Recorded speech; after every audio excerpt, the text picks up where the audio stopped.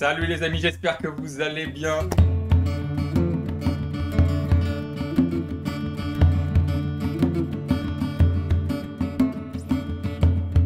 Alex, t'as de la chance de faire des BD. La journée, le taf, c'est chiant.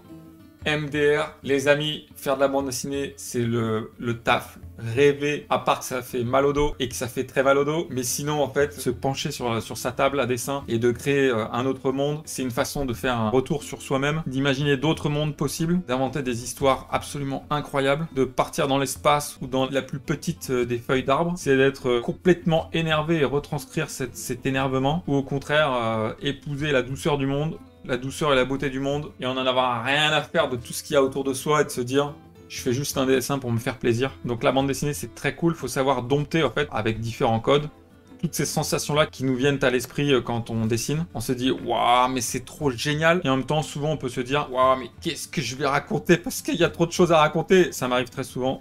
Mon cerveau est obstrué d'idées, ce qui n'était pas le cas quand j'étais étudiant d'ailleurs. Parce que quand on est étudiant ou un petit peu plus jeune, on se sent pas la légitimité de raconter des choses parce qu'on se dit merde, putain, j'ai pas vécu, j'ai rien à raconter. Et c'est vrai qu'avec le temps, on voit qu'on se trompe parce qu'on a beaucoup de choses à raconter. Péco, je me retrouve souvent dans le cas inverse où je me dis que j'ai trop peu de choses à raconter. Je te comprends. Péco. Alors si tu veux, je vais te donner un exercice. Genre c'est tonton Vincent qui va te le donner. Si tu sens que t'as rien à dessiner, déjà regarde autour de toi. En fait, tu vois l'immensité des propositions qui sont faites à toi chaque jour en création, en bande dessinée, en illustration, sur les réseaux. Tu te dis mais qu'est-ce que j'ai à raconter? Les gens racontent tous tellement très bien les choses que je sais pas où partir, où me positionner. De par là vient forcément l'idée de trouver son style, trouver son dessin, trouver quoi raconter. Et en fait, d'essayer de se trouver parmi les autres. Grave erreur. En fait, ma théorie à moi, c'est que tout vient de toi, tout vient de ton regard, tout vient de ce que déjà tu peux appréhender autour de toi. Ta famille, les gens que tu aimes ou que tu détestes, les choses vivantes qui sont autour de toi, l'espace qui est autour de toi, ton espace mental aussi qui est autour de toi. Si tu t'imagines sur une île déserte peut être ton terrain de jeu. Mais imagine-toi, c'est déjà d'une complexité et d'une richesse inouïe. Tu verras qu'il y a une richesse de sujets qui viennent à toi très naturellement. La peur, l'angoisse de ne pas pouvoir créer, l'angoisse d'être tout seul, l'angoisse de la fin du monde qui nous attend d'ici les 5 prochaines années. Petite blague.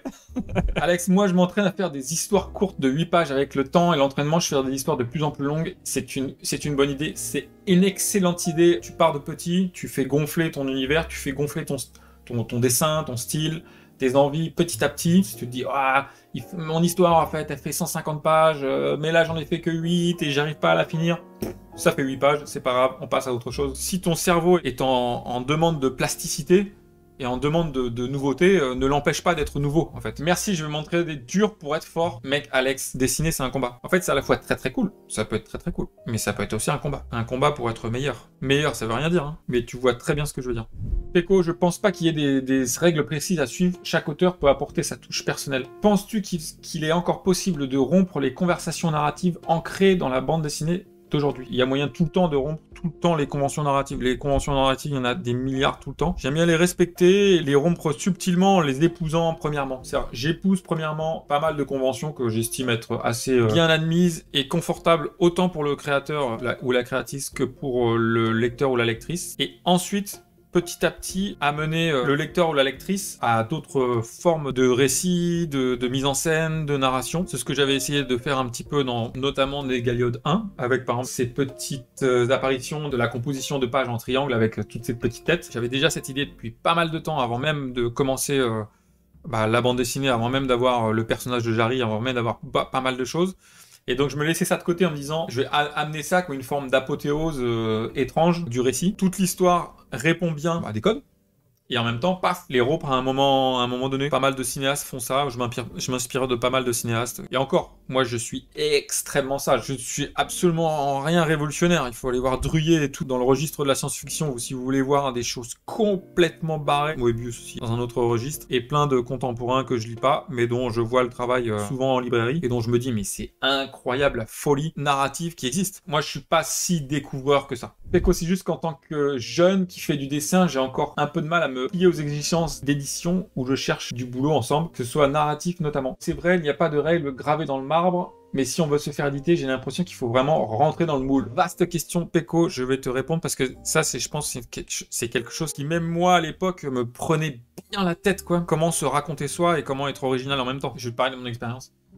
En fait, fais les deux en même temps. Tu fais vraiment le style qui te passe par la tête. Si tu as envie de faire des petites hachures complètement torturées, ou une ligne simple, si tu as envie de faire des gros bonhommes sur des formats raisins, ou si tu as envie d'être archi-obsessionnel en faisant des mini-traits ultra réalistes, tu fais ce que tu veux. Fais-le. Par contre, faut le faire. Limite, fais tout. Et à côté de ça, oui, c'est vrai que de faire de la bande dessinée conventionnelle, c'est-à-dire avec des belles cases tracées gentiment, les personnages là où il faut, en tout cas de ce que tu estimes être conventionnel, parce que la convention, elle change suivant suivant ton éducation ou ce que tu aimes lire. Si tu aimes lire des mangas, ta convention, elle sera axée sur certains codes manga. Si ta convention, c'est la bande dessinée franco-belge, tu vas t'orienter vers une stylisation franco-belge. Si c'est comics, tu iras vers un style comics. On n'a pas tous les mêmes conventions, on s'entend bien. Donc en fait, conventionnel, c'est là où le registre dans lequel, en fait, potentiellement à l'avenir, t'aimerais t'engager. Vincent, quel conseil donnerais-tu à quelqu'un qui trouve tout ce qu'il crée très mauvais, n'arrive jamais à en être satisfait?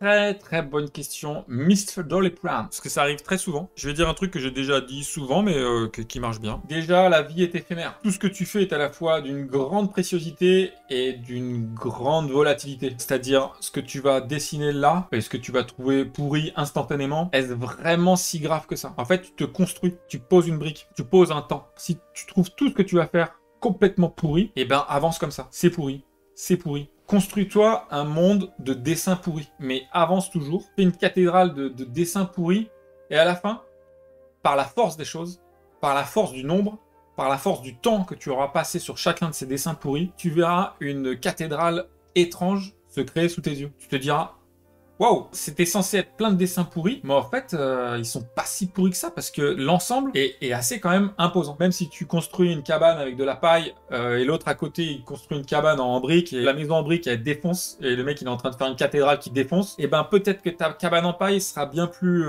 poétique et bien plus parlante. Je sais pas ce que t'en penses, mais en gros, faut persévérer, même si on fait des trucs pourris. En gros, je vais te dire un truc. Tout le monde s'en fout et c'est pas grave. C'est vrai, hein. Si tu fais un truc pourri, c'est qui va se torturer le soir dans son lit en se disant purée, c'est pas possible, j'arrive à rien.